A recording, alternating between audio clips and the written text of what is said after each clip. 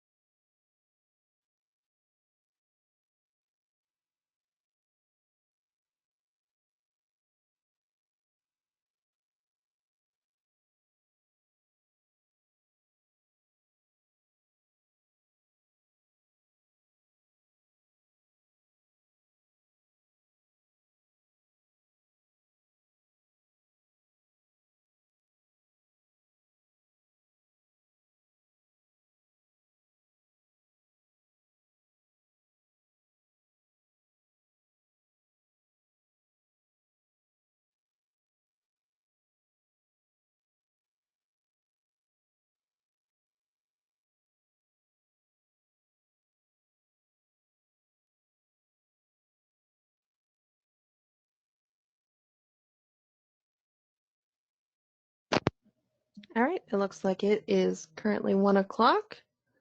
So we're going to go ahead and get started. Good afternoon, everyone. Welcome to the Electronic Visit Verification public meeting. Before we get started, just wanted to say, up front, the current pandemic has definitely changed life as we know it in many ways, and we are still adjusting to the effects and impacts to all of us, and we likely will be for the months to come. We understand the stress that everyone is under, and we hope you are all coping well during this time. It may not seem like it, but we are all in this together. So hopefully you're all doing well and you're staying safe.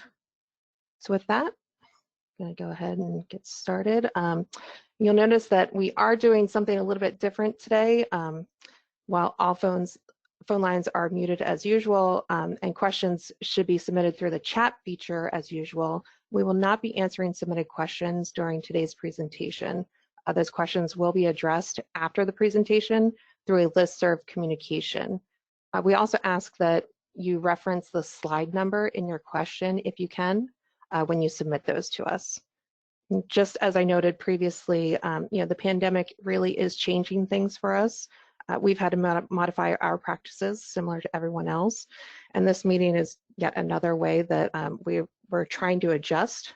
Hopefully this will be the only meeting where we'll have this type of format with the question and answer. But we wanted to make sure that we did get some updates out to everyone and allow you that avenue to submit questions still. And get some answers back to you. So while we will not be answering questions during today's meeting, we still want to gather your questions and we will be responding to them. So just a note, I know that we've said this in previous presentations, but Section 12,006 of the 21st Century Cures Act requires all states to implement the use of EVV for Medicaid-funded personal care and home health care services that require an in-home visit. So this is a federal mandate, and Pennsylvania is doing everything that we can to ensure that we are complying with that mandate.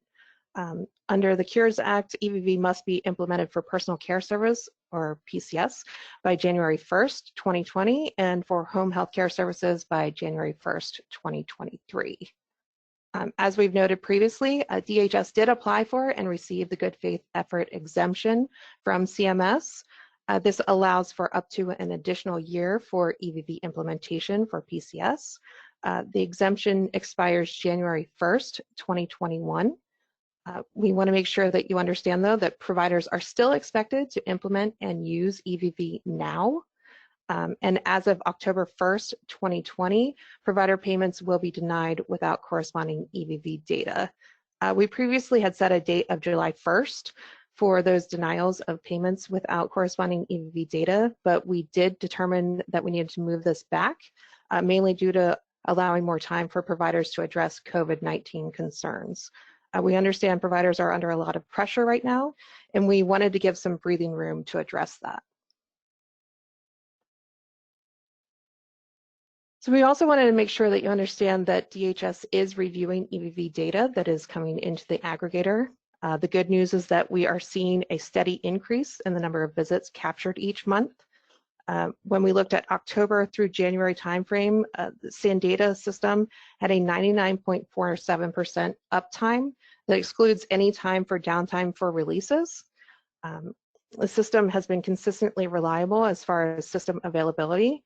And as you can see, we started receiving visit data for our CHC MCO plans starting in January 2020. So you'll see those showing up effective January, and those visits continue to increase, as you can see, from January through March. You'll notice that the numbers for April are somewhat lower, but that's also because we are currently, these numbers are through April 19th, and the month is not complete yet.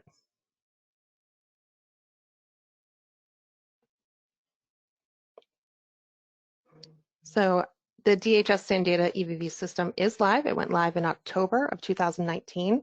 The system is free and available for use for fee-for-service providers. If fee-for-service providers are intending to use the system, they must take the online training and receive a welcome kit, which will provide their access to the system. Alternate EVV systems must be integrated with the DHS aggregator, and submitting visit data no later than October 1st, 2020 for provider agencies to be compliant. So again, October 1st is when claims will be impacted. We are seeing some providers who are integrated with the aggregator but are not submitting data at this point, and we do not want this to result in financial impacts for providers if there are issues that we can address now regarding their data submission. If providers are having trouble with integration or communication with SANdata on integration, we are working to address these as much as we can. We would ask that you do reach out to us through the resource account if you are having any issues. If you have been certified, the sooner you send your data, the sooner you can understand the errors and matching of claims with visits. And any discrepancies can be worked out now so that minimal financial impacts occur when edits are switched to the deny status on October 1st, 2020.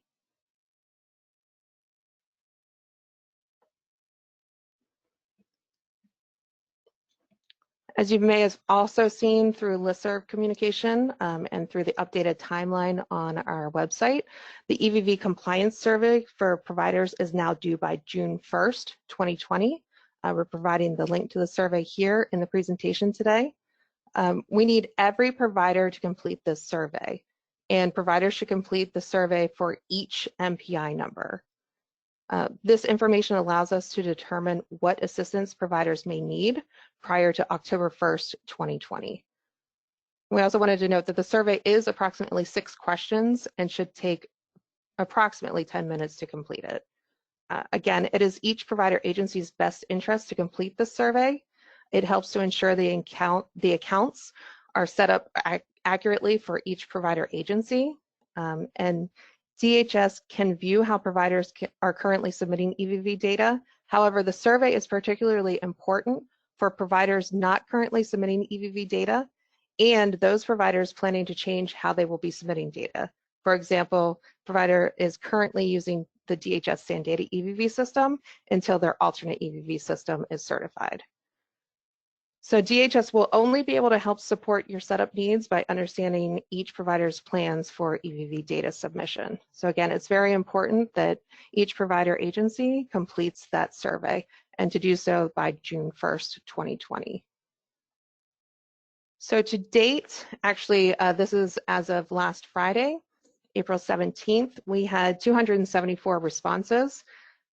Unfortunately, this is a very small population of the overall that we need to complete this survey. It's approximately 15% of our total number of providers that have completed it to date. We definitely need your input on this survey, so we once again want to ask you that you do fill that survey out. And as you can see, 86% of the respondents that have been submitted so far are currently using EVV. Want to also make sure that everyone understands that we need all providers to complete the survey, both those in fee-for-service and in CHC. So one of the questions, another one of the questions that is part of the survey is, are you currently using or do you plan to use the DHS Sandata EVV system to capture visits? As you can see, of the 264 responses that we've received, approximately 40% answered that they are using the DHS Sandata EVV system. The remaining are using alternate EVV.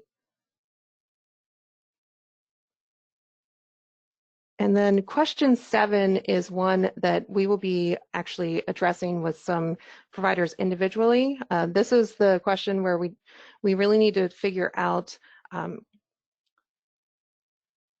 what type of account you need. So the question is, where are your alternate EVV systems sending your EVV data? And if you're a CHC provider, you will want to select HHA Exchange. If you are a fee-for-service provider using an alternate EVV system, then you will need to identify if your data is submitting directly to the aggregator. And we need this to determine which account to set up for you. That, this account then determines which funnel you're using to get data to us. But as I noted, for those who've identified in here that they did not know, we will be reaching out directly to those provider agencies to work through that response, because this is very important information for us to know. And that's about it on this compliance survey at this point. We will continue to provide updates on that, and hopefully we'll get more of a response rate in the future.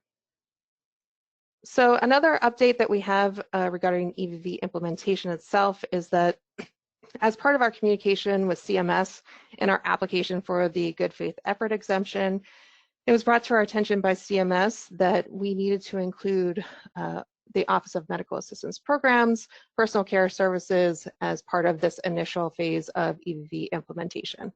So under the Office of Medical Assistance Programs, or OMAP, personal care services are home health aide or certified nurse assistant services provided to individuals under 21 years of age by a home health agency. And OMAP will continue to provide updates and will communicate this out with providers as we have additional information to share. But this is something new that has come to our attention and is now being included in this rollout of EVV implementation. Additional new information is regarding PALCO. I know that we've had a number of questions in the past about where we are with PALCO. So for ODP participant directed services, the go live for EVV with PALCO is July 5th, 2020. All participant directed services will require EVV compliance. The EVV options with PALCO are the mobile app via smart device or telephony IVR via the participant's landline. The EVV training materials are published on the PALCO website, and EVV communication training materials and registration forms will be mailed out soon. The training is slated to begin in May 2020, so just next month. And that training will occur via webinar and phone.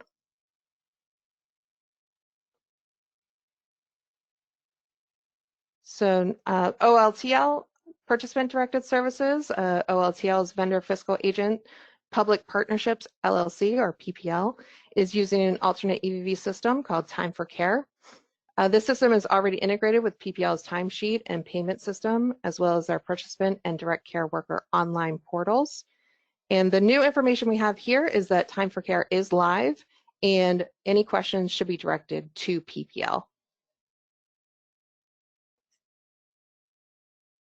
We also just want to make sure that for those CHC providers, the 3 CHC managed care organizations, or CHC MCOs, are utilizing HHA Exchange for EVV. Providers using alternate EVV systems in CHC will need to send their EVV data to the CHC MCOs. Providers should contact HHA Exchange at edisupport@hhaexchange.com to complete third-party system integration activities for CHC. And once again, questions about HHA Exchange should be directed to the CHC MCOs. So we've had a number of questions regarding signature requirements because, DHS is not requiring signatures but there are certain instances where a signature is required. So we wanted to point out that for OLTL, the common law employer, the PPL system, it does require a signature. For ODP, the common law employer, the PALCO system will require a signature for EVV services and for non-EVV services. And then for the ODP managing employer, SANDATA and alternate EVV providers, again, you do not need signatures for personal care services and non-personal care services if that service goes through an EVV system. It's only non-personal care services that require a signature if that service does not go through an EVV system.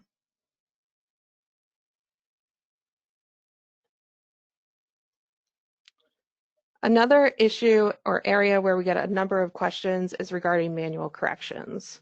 If a provider has to manipulate data or add missing data or change data in any way after the service is delivered, this is deemed a manual edit or manual correction. An example of telephony or mobile application for this, we're referring to instances where the caregiver misses a clock in or clock out and the visit needs to be edited. This is just an example. Acceptable reasons for a manual correction would be you're missing required visit information. That would be one or more pieces of required information. Or you have to make a correction or change to one of the data elements because it was incorrect. So that would be the service, the participant, caregiver, agency, time of care, etc. Providers should be working to make sure these are kept to a minimum. Manual corrections should be done on an exception basis only. And we're seeing a lot of visit exceptions that the main reason supplied at this point is caregiver error. So this may be an opportunity for agencies to do training or mitigation work to reduce the frequency where the agency needs to do corrections on the back end. Again, manual entries may need to occur in those situations when EVV visit capture modalities are unavailable at the point of care, but these are still considered manual corrections.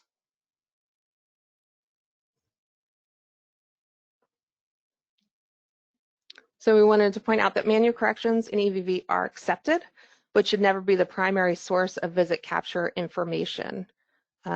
Supporting hard copy documentation should be kept for manual corrections. And we wanted to note that hard copy documentation is simply a paper copy. Again, as we've noted in previous presentations, it is up to the provider to determine what they will provide as a hard copy documentation.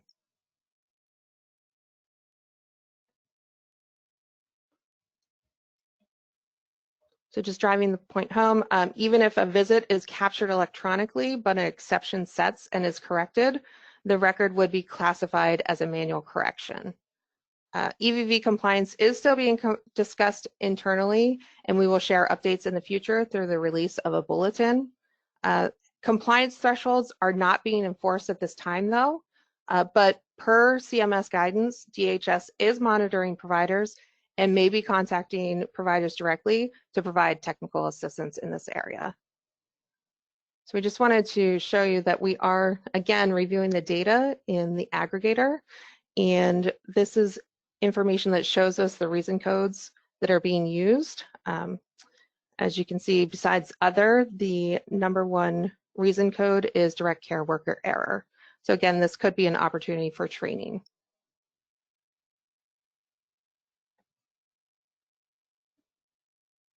So edits for ODP fee-for-service went into effect for claims submitted beginning November 1st, 2019, for dates of service November 1st, 2019 and after.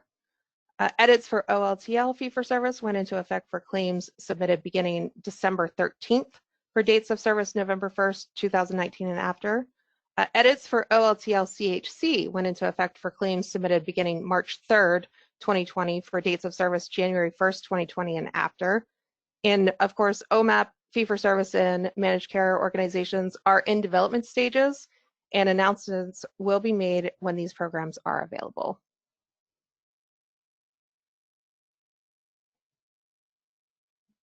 So not new information, but we wanted to go through this once again. The error status codes may be found on the DHS EVV website, and they were also sent out via listserv communications previously. The ESCs, the error status codes are 925 through 931, and these are the EVV edits. Again, they are not HCSIS codes. As of October 1st, 2020, these ESCs will cause claim lines to not be paid.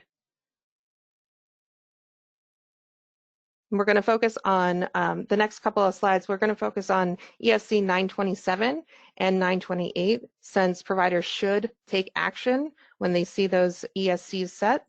The others require no action by the provider. These are currently set for pay and list throughout the soft launch period, which will be through September 30th, 2020. But again, as of October 1st, 2020, these ESCs will cause claim lines to not be paid.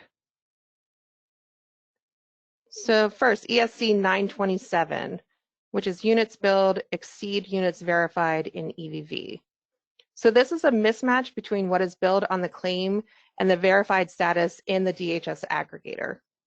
Specifically, the number of units on the claim versus the number of units in the aggregator. So several options may occur for missing units. The first is they billed the incorrect units on the claim. Perhaps it's a typo. They entered 10 versus 1.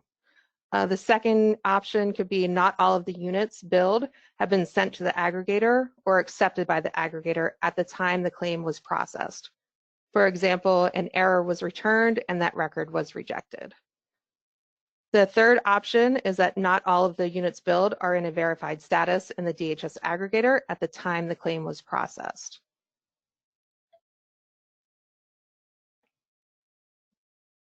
So again, for ESC 927, providers should determine if the units on the claim detail line or the units found in the EVV record need to be corrected.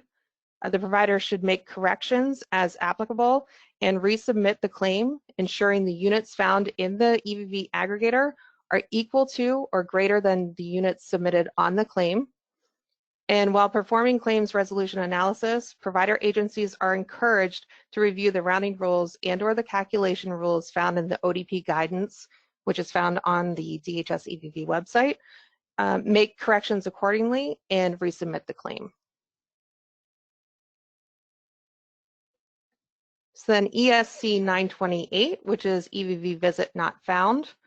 When this ESC sets, either no EVV record was found in the DHS aggregator at the time the claim was processed, or a mismatch was found between either the date of service, recipient MAID, the 10-digit ID, procedure code modifier and/or MPI number, the 9-digit code, that is found on the claim versus what is found in the EVV record at the time the claim was processed.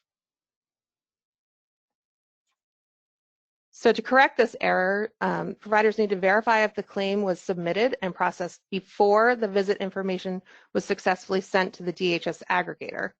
If so, the providers should ensure the EVV record is found in the DHS aggregator in a verified or processed status, and it contains valid data, and then resubmit the claim. If the EVV record is found in the DHS aggregator but contains a mismatch between one or more data elements on the claim, review the EVV record received by the DHS aggregator and manually validate if the data elements found in the DHS aggregator records contains the appropriate values as specified in the alternate EVV interface requirements, technical specifications, and addendums. And again, those can be located on the DHS EVV website. The link is included here. If the EVV record is accurate, validate the information that was sent on the claims transactions is accurate, make corrections as needed, and resubmit the claim. If an EVV record in the DHS aggregator is in any status other than verified or processed, it will fail EVV validation. All records should be in verified or processed status in order to be validated against. Any other status will send ESC 928 or EVV record not found. Any EVV claims inquiries should be made to the appropriate program office for assistance. We've included here the ODP claims resolution section, the telephone number and hours of operation. Also the OLTL provider call center, that 800 number, as well as hours of operation. If there is an EVV system issue, please contact the PAC line. There's the 800 number there, as well as the email address. So this is not new information. I know that we've gone over this quite a few times, but it bears repeating that we are following the open model for our EVV implementation here in Pennsylvania, which allows for provider choice so long as those alternate EVV systems can integrate with our aggregator. So as you can see, we do have that DHS aggregator, and all of the EVV systems are feeding into that one database. And the aggregator is where we are viewing all that information, and so that we can provide that necessary technical assistance and follow-up to providers. So again, the DHS aggregator is read-only for those that are accessing it. Providers using DHS SANdata EVV and HHA Exchange, though, do not need aggregator access. Once again, the DHS aggregator does not submit claims. Providers can do reports and queries within the aggregator. And again, it is intended for alternate EVV users that are certified and integrated with the DHS aggregator. HHA Exchange users should work with HHA to determine how the data received can be viewed.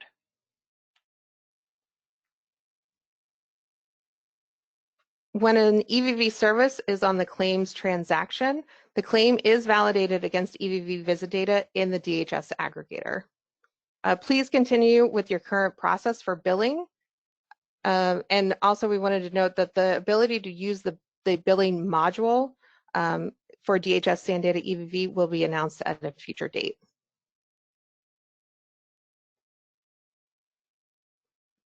So we wanted to once again cover the alternate EVV certification process, since we have so many providers that are currently in the pipeline.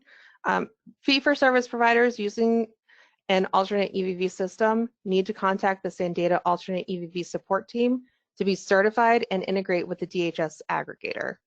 The contact information, again, is there's an 800 number and email for the PA alternate EVV support team at SANdata. The certification process takes approximately 6 to 8 weeks, depending on the testing required and whether the alternate EVV vendor is new to the process. Update on alternate EVV systems in the pipeline. We currently have 66 that are considered testing. We have 15 alternate EVV systems that are completed with the process.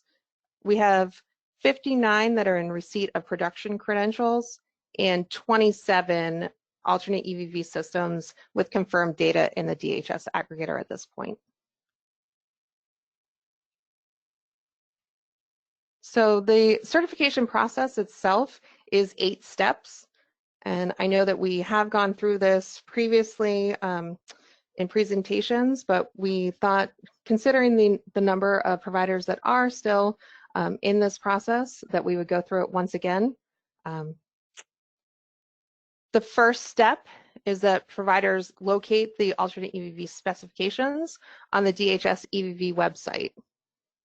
Providers need to thoroughly review both of the documents, alternate EVV technical specifications and alternate EVV ODP and OLTL only addendum. The blank fields in these documents mean that you are not required to send the information. Here's just an example. The missing Medicaid ID, that field, the required field, shows nothing, so that is not required. For step 2, once the provider is prepared to begin the process, the provider's main alternate EVV contact needs to email paaltevv@sandata.com to request testing credentials. In that email request, it is very important to provide the following information.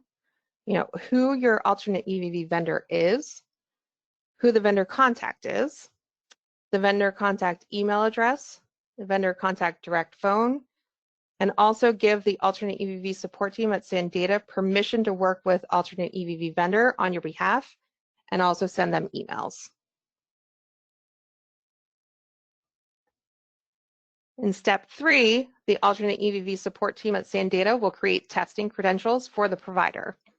This process may take up to 5 business days, and we want to remind you that you need to please monitor your email and spam filters for the delivery of test credentials every day, as testing credentials are sent via secure email.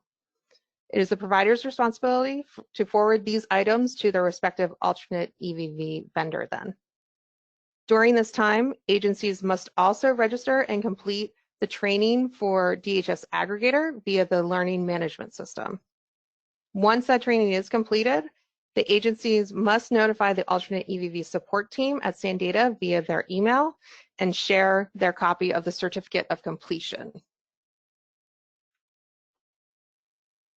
In step 4, the provider and the alternate EVV vendor work together to conduct testing, as the alternate EVV support team at SanData assists with any issues or errors encountered. This is by far the lengthiest of all the steps and can take upwards of 2 to 12 weeks. The length of time is dependent upon the alternate EVV vendor, the alternate EVV vendor system, and/or the level of engagement by both the provider and the alternate EVV vendor. During step 4, another reminder to please monitor emails regularly. It is important to note that SanData, the alternate EVV vendor, and the provider should be included in all emails. This is something that we have noticed is an issue.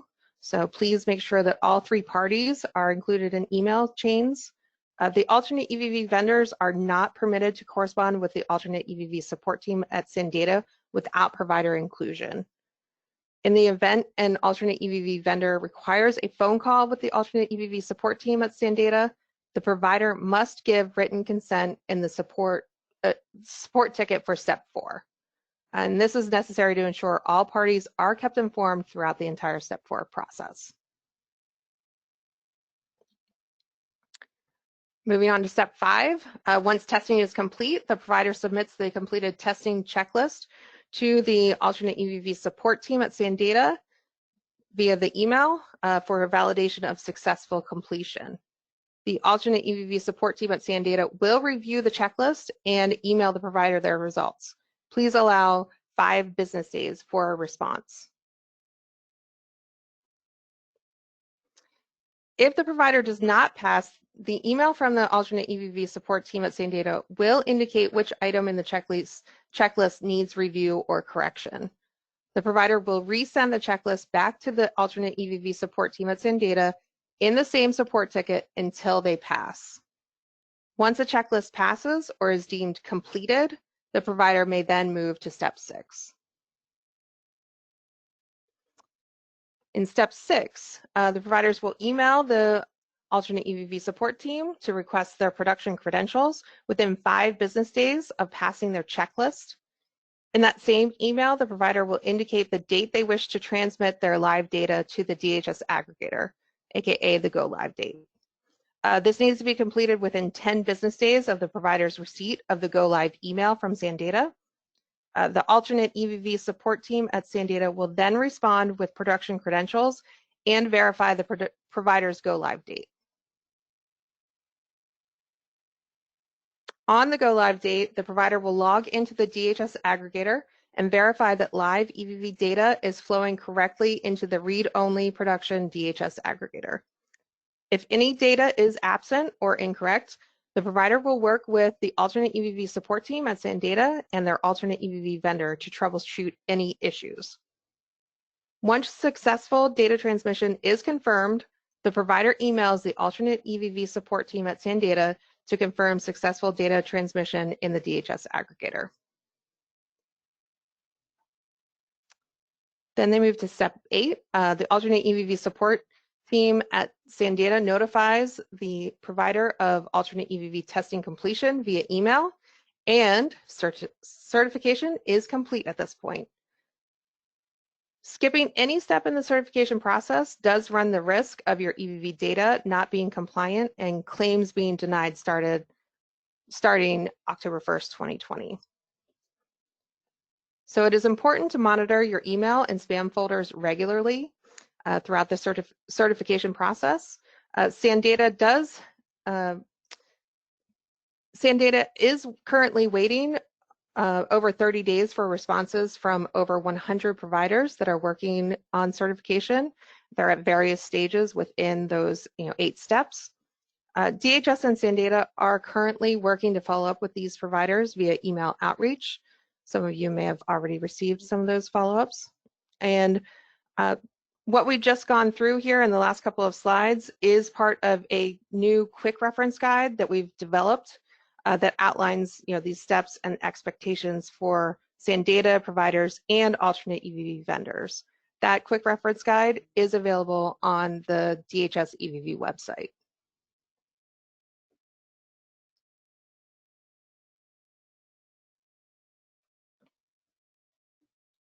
So testing and duration, the Sandata alternate EVV system is available for testing at all times, except during standard release windows. Sandata can assist with testing results and validation. Participant matching will not be included as part of testing, but will be enforced in production. The duration of testing varies, as we noted previously. Testing should continue until the data set is error-free. Again, another notice that you should monitor your email for updates from Sandata, including spam folders. And once testing is complete, Sandata encourages the move into production as quickly as possible. Again, providers should begin the alternate EVV certification process sooner rather than later, and definitely no later than July 1st, 2020. This ensures that you will be integrated prior to October 1st, 2020. Alternate EVV vendors should always include provider contacts in all correspondences with Sandata during testing process. Alternate EVV vendors can and should work on multiple provider testing simultaneously. However, they should never commingle the testing process for multiple providers. And no 2 providers are the same, and each provider must go through the complete certification process.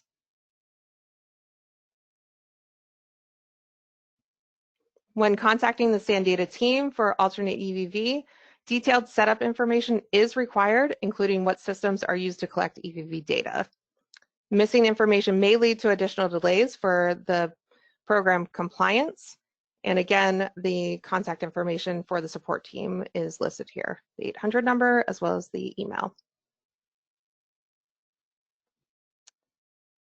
Providers already working with Sandata do not need to reach out again.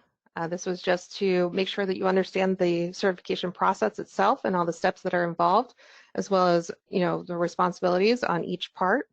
HHA Exchange users do not need to reach out to the Sandata alternate EVV support team. Just make that clear as well. For optimal system performance, it is recommended that completed visits should be sent in near real time. Alternate EVV completed visit data should be uploaded to the DHS aggregator.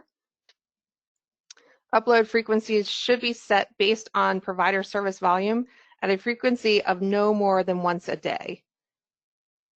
And just as an example, if a provider agency only services 1 participant in personal care services, and that participant only receives services on a weekly basis, then we would accept the data being sent weekly.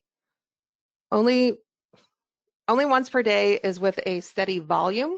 If at a given time you do not serve any participants, then you do not need to send anything.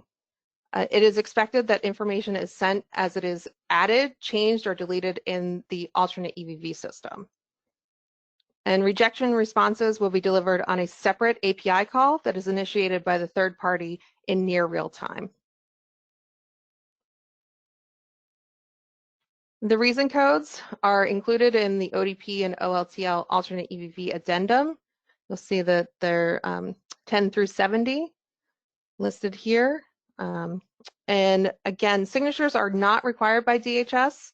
It is a conditional field for alternate EVV systems to provide to the DHS aggregator. Moving on to DHS SANDATA EVV system. So if you are a fee-for-service provider and have completed training for the SANDATA system, but have yet to receive a welcome kit for your agency, please contact PAC at the 800 number or email included here. A reminder to, again, check spam and junk folders for welcome kit and or login credential emails. If the welcome kit has expired, call the PAC to get the welcome kit resent. The DHS SANDATA EVV system is only available for fee-for-service providers. We can't stress that enough. Self-paced online training is still available for new providers or providers wanting to take refresher courses, and we've included that link to the SANDATA Learn here, the LMS system. 554 provider agencies have completed training to date and have received welcome kits. Of those, only 184 agencies, however, have active visits in the aggregator. So helpful tips related to the DHS SANDATA EVV system. The SANDATA EVV platform passwords expire every 60 days. Please ensure you are receiving notification and changing your password ahead of time to avoid lockout of the administrative account. All new passwords must be unique. Users are unable to reuse any of the past 24 passwords. It is recommended that after 2 failed attempts to use the quote forgot password to reset the password. After 5 failed attempts, the user will be locked out. For the employee module password reset for the SANDATA Mobile Connect, administrators' unsuccessful attempts at supplying temporary password for a locked SMC user, please try the following before calling PAC support. Use the search feature under the employee module to query your list of employees. Select the pencil to edit the employee. Deselect the mobile user checkbox found under the hire date, then select save and close. Please wait 10 to 15 minutes prior to editing the same employee. That wait time is important. Edit the employee using the pencil and reselect mobile user checkbox, then save and close. And again, wait 10 to 15 minutes before executing the temporary password reset.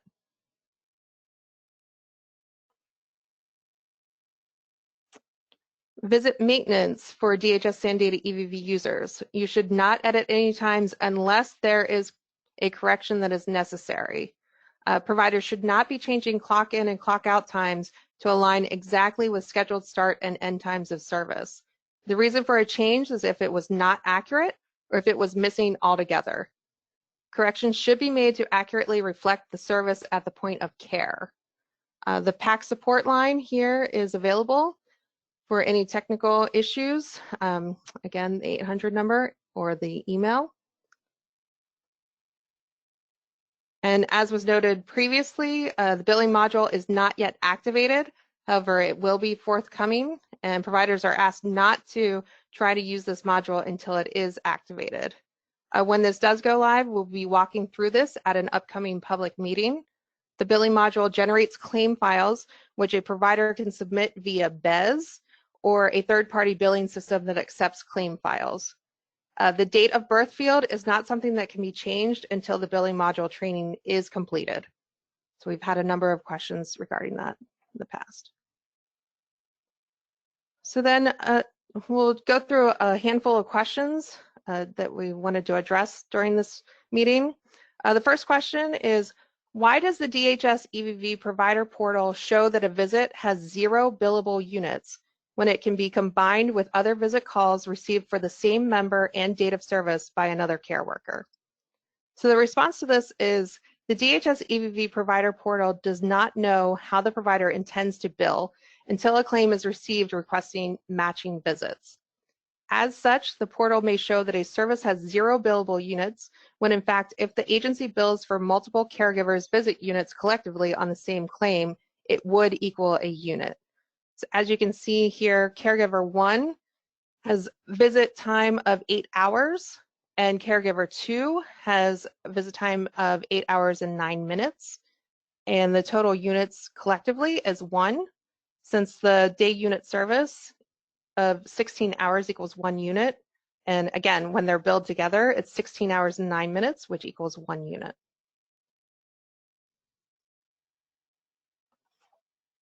Another question is, do caregivers need to register for a unique ID? So DHS is rolling out the unique ID requirement in phases. Direct care workers and OLTL waivers and participant-directed programs were the first group required to obtain unique ID. DHS is making several enhancements to the system before rolling it out to agency workers. And once the enhancements are completed, DHS will provide additional instructions to agencies regarding this requirement. Another question that we've received is, can the caregiver use the client's cell phone to clock in and out through the telephonic system? So telephonic verification must include validation through a GPS or location system. Cell phones are not acceptable for telephonic verification unless a location device code is included. Fixed voice over internet protocol or VoIP is acceptable, but non-fixed VoIP will require a location device code. Another question that we receive a lot is a paper timesheet required for missed clock-ins or clock-outs? So paper timesheets are not required. However, issues or corrections due to a missed clock-in or clock-out should be noted with the appropriate reason code and supporting hard copy documentation. And that hard copy documentation is best determined by the provider agency, which should be available for auditing purposes. Another question that we received is, can Sandata provide specific dates for when the Sandata Mobile Connect application is updated? So when Sandata submits an update to the app stores on a given release date, both Google Play and Apple must first review and approve the builds before the application is published and available to download. Unfortunately, Sandata has no control over the app store's review and approval process. The entire process of a new version of SMC to be available in the stores for user download can typically take up to 2 weeks, which is communicated via the release notification and emails. So please be sure to monitor your emails for these important release notices. Another question that we've received in the past is, what do I need to do to be compliant if I have multiple EVV systems to collect EVV data? So in this instance, multiple DHS aggregator accounts will be required, and visit data from each system will not be commingled in the PA aggregator. Each vendor will have to complete testing with the Sandata team, and production deployments can be completed separately.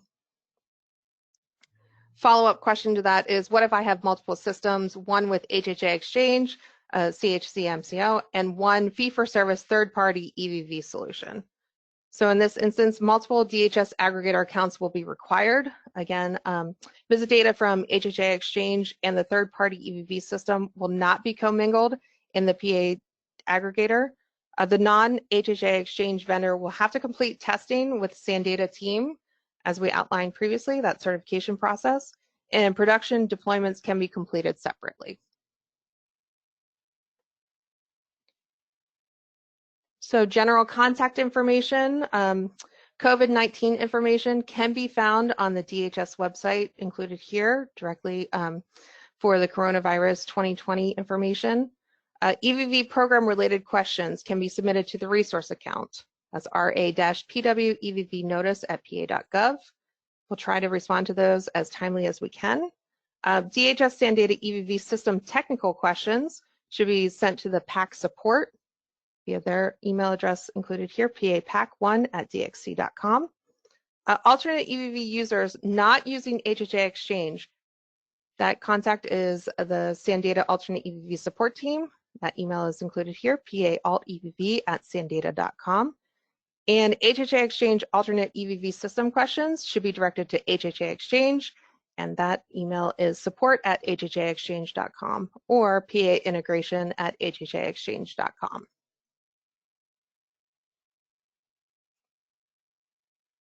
Just some notes about contacting support.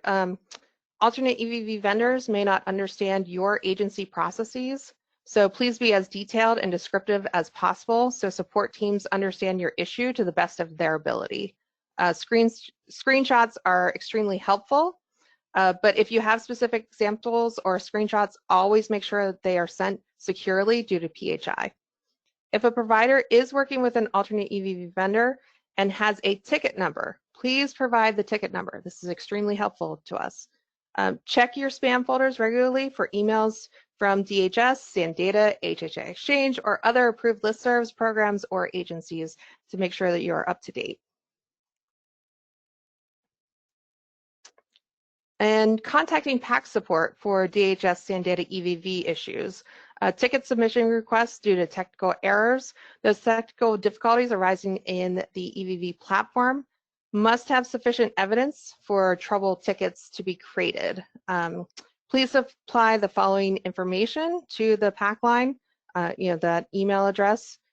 That information that you should supply is a quality image of the error, a screenshot, the steps taken to receive the error, the complete contact information, the agency STX number, the contact name, the email, and direct phone number.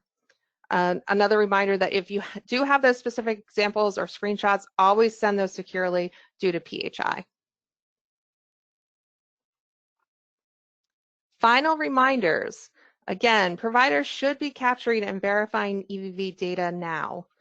Providers need to review their remittance advice to monitor claims to identify issues that need to be addressed. Visit exceptions need to be resolved by the provider. And again, claims will deny for lack of EVV data as of October 1st, 2020. Just wanted to include the general website link for DHS EVV Web. Also, additional EVV communications will be posted to the website and will be sent out through the listserv. If you are not currently on the listserv and you want to be registered, please send an email to the resource account and we will make sure that you are added. Lastly, the next public meeting will be held June 5th, 2020 from 1 p.m. to 3 p.m. To register online, please go to that address and register. And that is it for today. So I want to thank everyone again for participating. Really appreciate it. Hopefully we've gotten some really good questions that have been submitted. And again, we'll make sure that those questions are addressed through a listserv communication. And we'll also be updating the FAQs online in the future. So, and we'll make sure that we do identify when we do that, what is new information. I know that we had that request from someone recently. So we'll make sure that that's done. And we look forward to talking to everyone in June, if not before then. So please stay well. Thank you so much.